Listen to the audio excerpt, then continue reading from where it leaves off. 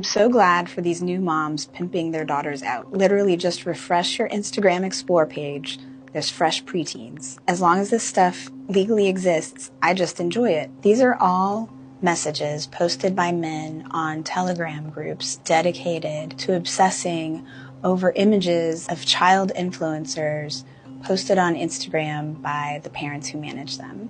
In addition to talking about them in a sexual way, they sometimes justify their behavior to themselves by saying that this is fine because it is on Instagram. We decided not to show these pictures, not because we're saying it's bad or pornographic or anything, but because we realized that the context is so important in these images. So I worked on this story with my colleague Michael Keller for several months. The majority of the accounts that we found are accounts of young dancers, gymnasts, cheerleaders, and they are trying to get deals with apparel brands. On these accounts, you might see, for example, a girl in a bikini lounging on the beach, or a child who is a gymnast and doing the splits. If you saw kids in that context doing those activities, you wouldn't think it was strange, but under these pictures, you have often comments from obviously male accounts that are suggestive. They would get explicit images, people propositioning their children, report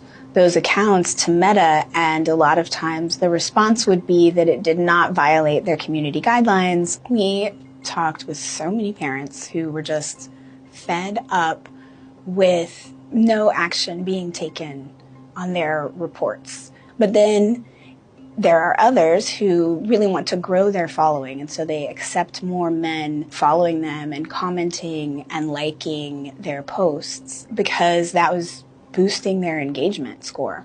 Sometimes if they get enough of a following, they can move on to charging a good amount. It's like $3,000 a post. A number of brands are really relying on influencers who might have only a few thousand followers. And some moms were saying, this is really good as a college fund. I'm keeping the men off. My daughter is getting this money that we're saving up. Then there are some who actually charge for subscriptions or go to other platforms that are specifically for creators that allow children parent managed on those platforms. And we found that people pay, $100 a month to get extra pictures of these girls. And in those cases, there were a small number of girls whose families were earning six figures. We spoke with child development experts and psychologists who told us that, it can be really damaging to children to make them